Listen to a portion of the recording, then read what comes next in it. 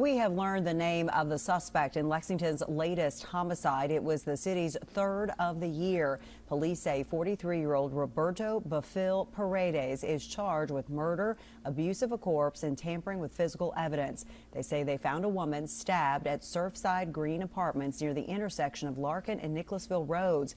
Police could not confirm how the suspect and victim knew each other. Bafil Paredes is being held in the Fayette County Detention Center. Kentucky